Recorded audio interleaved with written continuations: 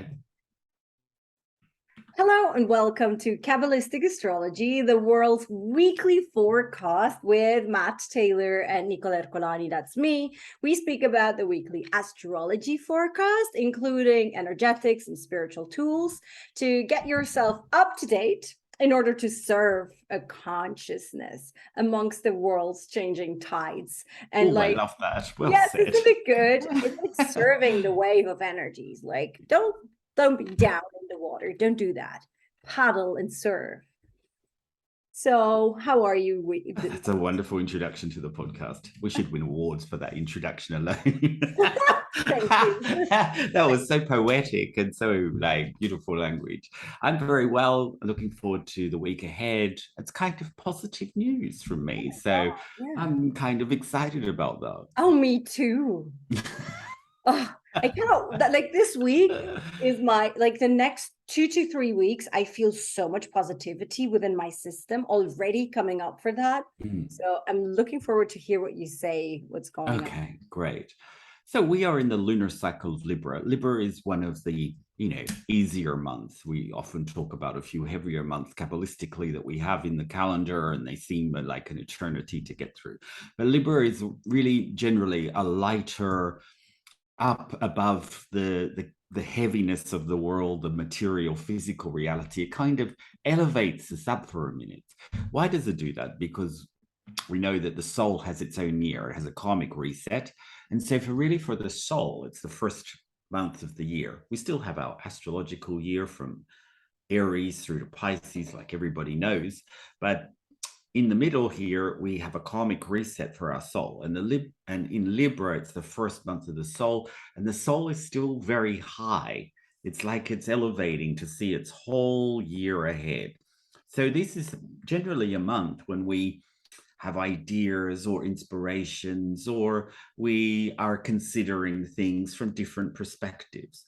The nice thing to think about Libra is that it's ruled by scales in the sky. Yeah, it's the object.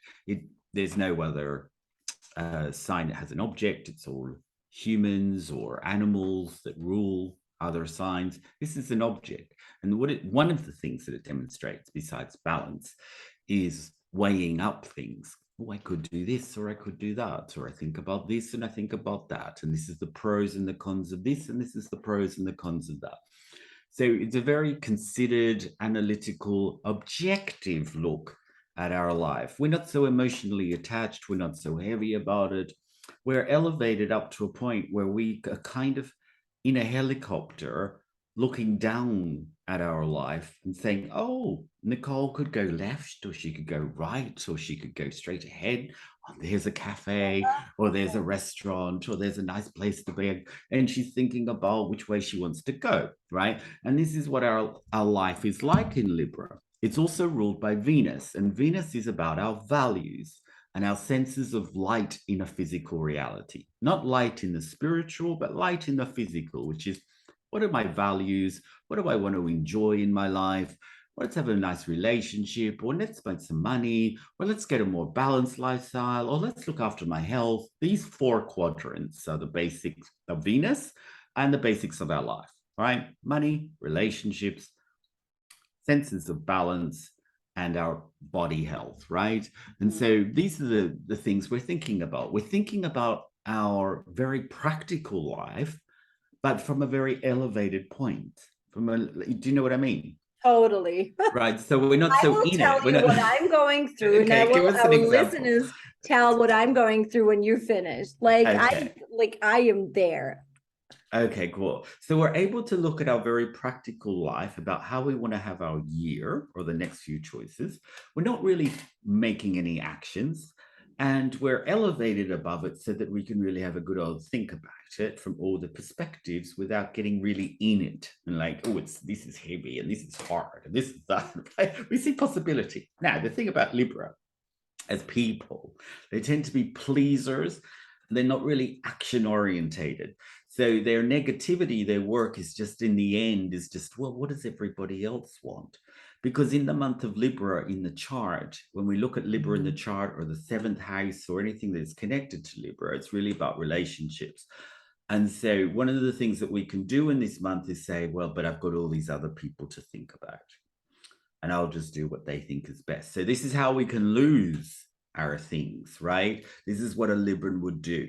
They often objectify the pros and the cons, but in the end, they won't take any actions because they don't want to upset the apple cart, right? They're a pleaser kind of person. They're non-confrontational, especially with people, right? So this is the challenge. So people who, whatever they have in Mars, if they have a planet in Mars, it often goes that all the power of that planet will go into other people. Yeah. So I have my moon in Mars, which means I'm more considered with the feelings of others than I am of my own feelings. Yeah. For example, I have my moon in Libra, my moon in Libra. So people with, say, Mars, which is about power and ambition and desire, they'll give all the power and ambition, desire to what the other people want. Yeah. So now that's not set in stone. We just have to work harder on focusing on our own sort of feelings as well as other people's feelings. We've got to put it back into balance, right? Which is what the scales are all about. So these is the scales of the Libran are very important because you must calm into a balance, and you mustn't lose all these things that you're thinking about because you're now overthinking about other people. And that's generally the sign. Yeah, I can relate to that.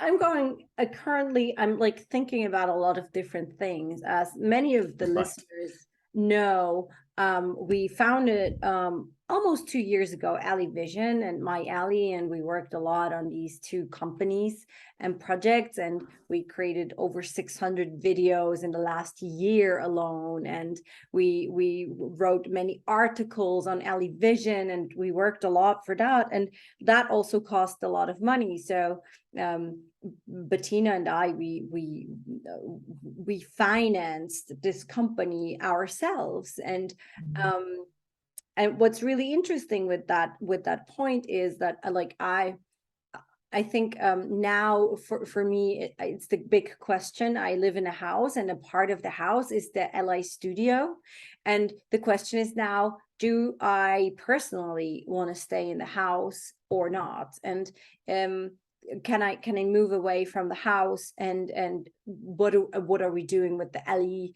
studio? And I shouldn't do that because then Ellie has no studio anymore and we have to rent something. Like there are many yes. So it's exactly that. It's exactly also the thought process that I'm going through, because I personally crave a lot of liberty at the moment, a lot of freedom to move, freedom to have not so much cost that I'm responsible for, like very Korean questions, right?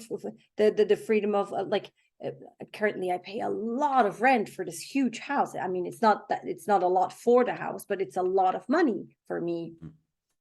And so what I think about at the moment is like all these Venusian energies, right? Like finances have more clarity and balancing. Like, do I prefer the security of the house or the freedom? Do I prefer, like, where do I want to go? And all the time the question is like, but what is it with Bettina? Like, what is it with my family? What do my friends say to that?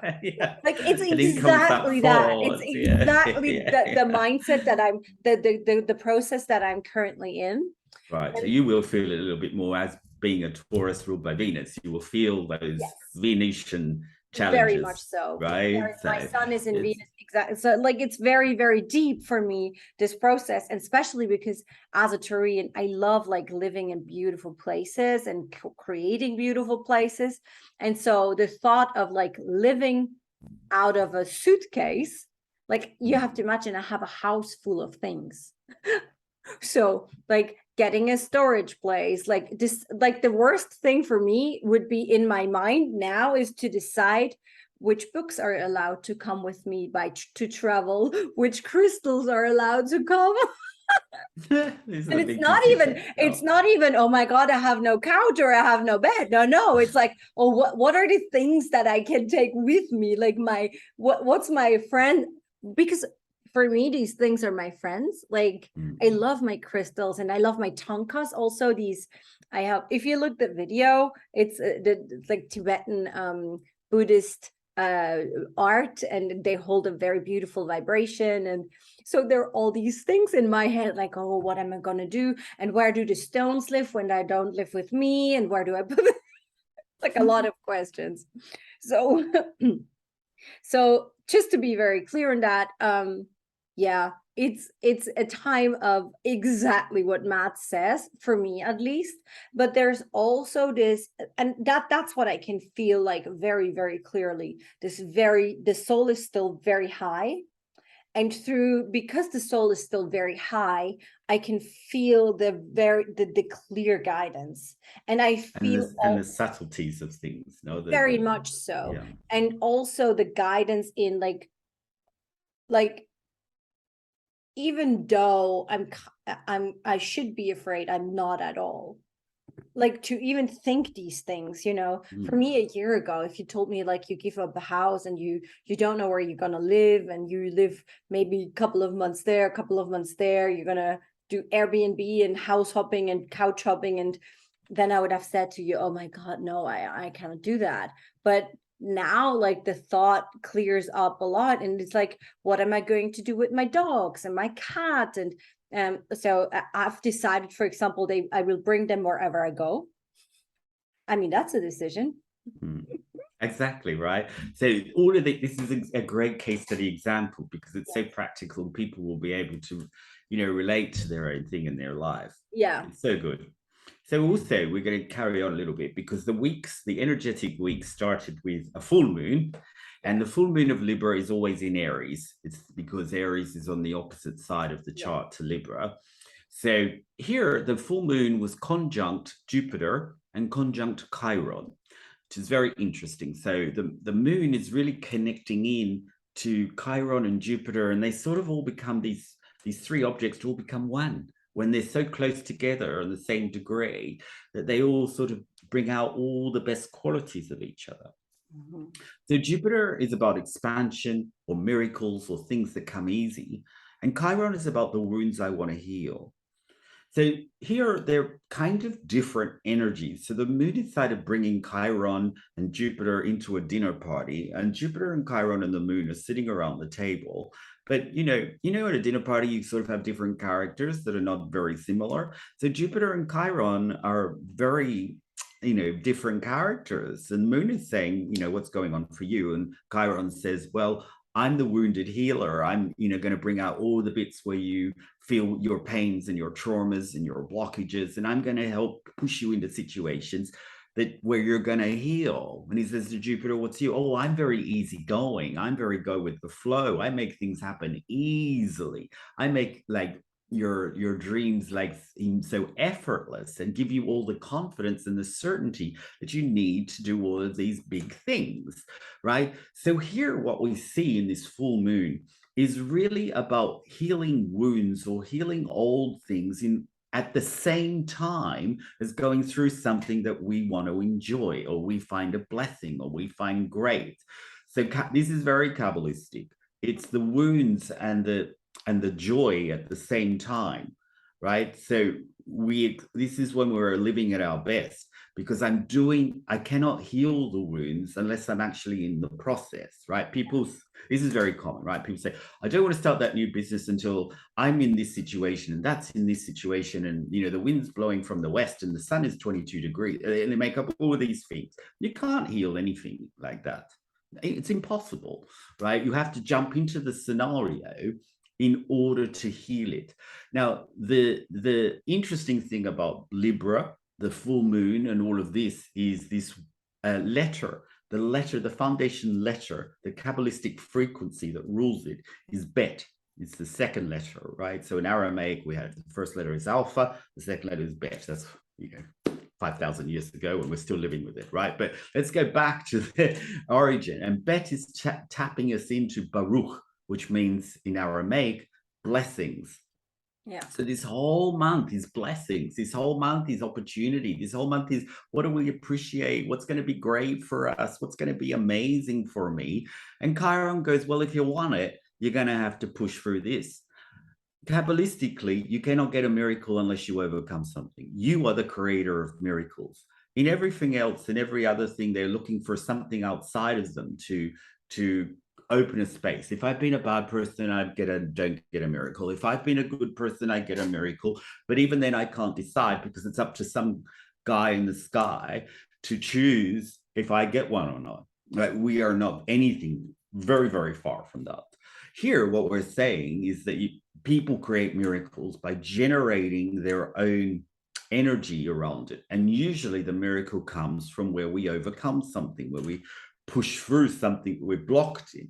So we are the creator of miracles, and the energy is just the fuel that we are pushing through the system as we take actions, which is what Aries is all about. I want freedom through my action. This is very them. This is what their whole reason for living is. I get freedom through action, right? I'm excited. I've got desires. I've got passions. I've got all of this. So here in this full moon is always about blessings. It's always about what can I do? So the moon Aries gives us the trigger that Libra doesn't. It gives us the action. It gives us the point. But as soon as we got that desire, what comes in? Oh, I can't do it. Oh, I don't know if I can do it. Oh, this is really hard. I don't know if I've got enough of this, or I don't know if I've got that about me to do it. What will they think? Which is very Libra, right? All of that comes up, which is an illusion, right? We're still meant to power on, even though we can't get rid of all of these voices in our head. It's meant to be powering on.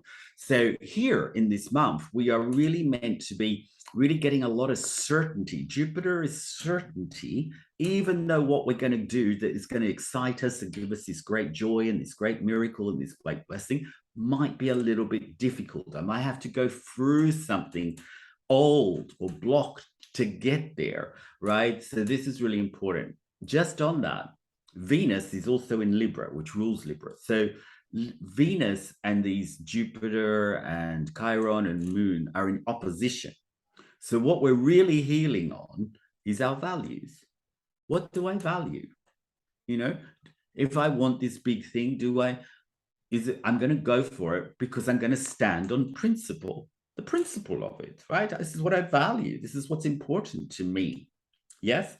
And it might be difficult and it might let people down and people might be disappointed, but that'll go, right? And generally people that love us support us if we want to do something. They might be disappointed in us that they didn't do something, but generally they're encouraging.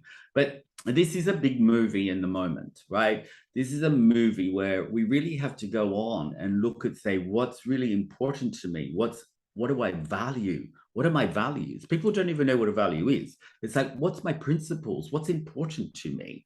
And that's what I need to base my decisions on in this month. I'm going to heal my own personal value, how I value myself, what I think is important, what I think is going to take me to my next level, and I'm going to go for it. Yeah. Yeah. I think what's really interesting is as once again, one more time, the teachings of the Kabbalists are very similar to the teachings of Kundalini Yoga. Interesting enough, they're both about 5,000 years old, and the month October reflects the radiant body in Kundalini Yoga, and the radiant body is the body for miracles. And Guru Ram Das, which is the guru of in the Sikh tradition, one guru holds the whole miracle energy, and that was Guru Ram Das. And Guru Ram Das had his birthday yesterday on the full moon, on a miracle day, in a miracle month, in a miracle Aries full moon. And he's Guru Ram Das' birthday in this full moon, especially with Chiron and Jupiter conjuncting the moon. No, it's not a conjunction, it's a opposition. Chiron conjunct the moon. Conjunct, yeah, it is. Yes. Okay. Yes. So what's really interesting about that is I usually never work on Sundays. I never do. It's my day off. I work 6 days a week, but Sunday is my day. And yesterday I had clients because there was a certain kind of urgency in the stress that was there, and I could just feel, okay, this is needed, and it's needed on this full moon day. And it's really interesting because Chiron, I have a very close relationship to Chiron in my own chart. Chiron is a really important thing in my chart because it's the wounded healer, and me as a healer, I needed to heal my karmic wounds. And so it's like, I think it's super interesting. And there is one meditation in Kundalini Yoga. It's for the radiant body. So it's the 10th month. The number 10 is the radiant body. And if you do this meditation, it's with a mantra called Ajayale, which is really beautiful itself. It's very soft and very all beautiful. And it's with the Jupiter finger. So you do the mantra with the Jupiter finger. You hold down Saturn, which is the middle finger. With your thumb, with your ego, you hold down the problems and the challenges and everything, and you do this Jupiter meditation on your heart level, and you chant the radiance mantra to really be able to radiate out and to call in the miracle for your solutions. Oh. So if anyone feels like, oh, I want to work on this energy, this miracle energy, you can hit me up, DM us or Matt as well, and we will send you the meditation. I think it's a great meditation to do, especially in this month. Like I love miracles. I think we all deserve them. More is more of miracles. Like that's right.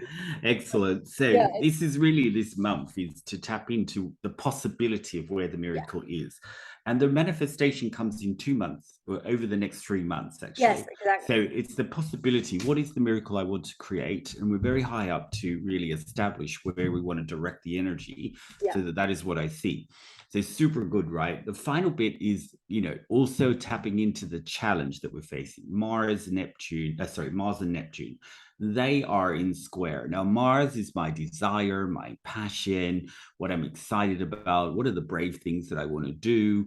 Where do I want my chi, my energy, my force, to go?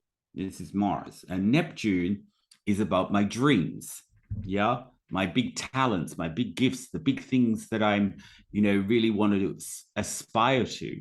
Right?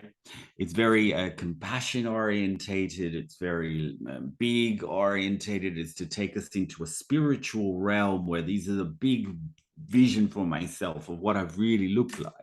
So here, because it's square, means that it's the energy for these two planets is blocked, right? It's not there. So I've got all these, one hand, I've got all these possibilities. I can feel my blessings. I know where, I really know where I want to grow. I really want to know where I can feel.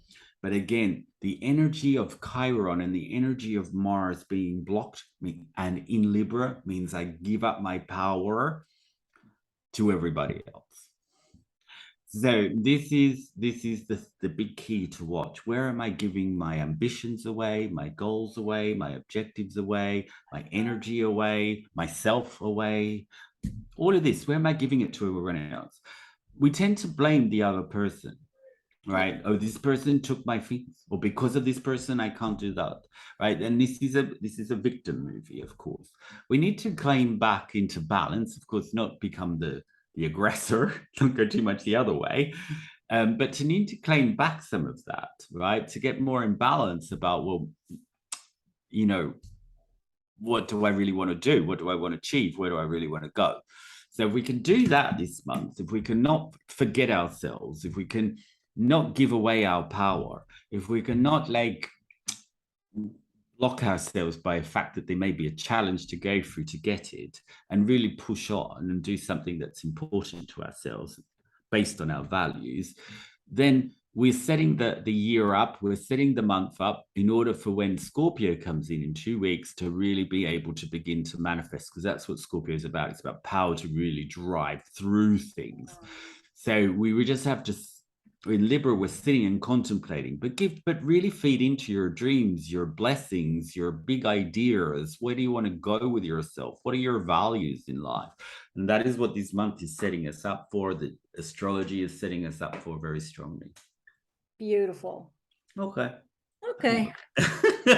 Okay, fine. Very good. It's very positive light. It a lot is. of light in this month.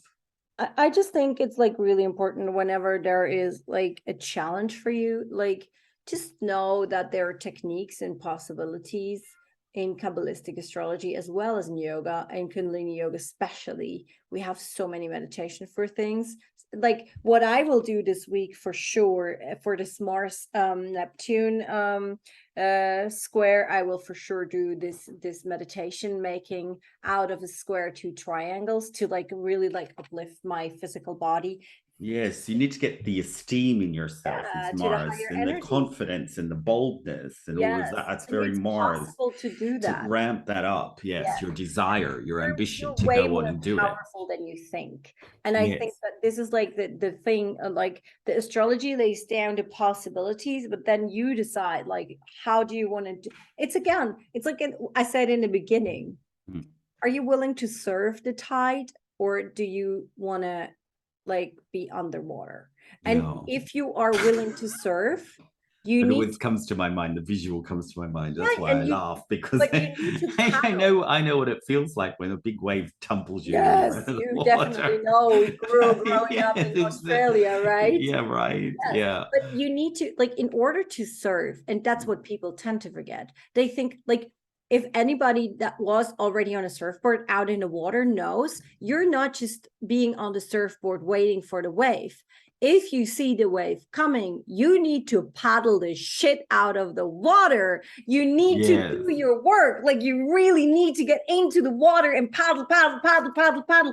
And then you get up and then you surf the wave. So the paddling is basically your discipline.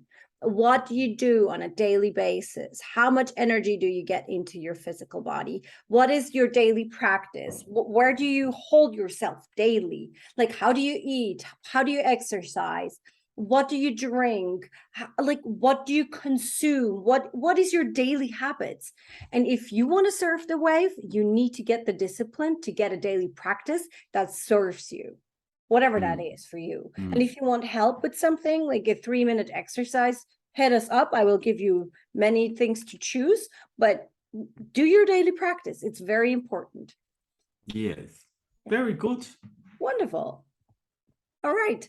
Thank you very much.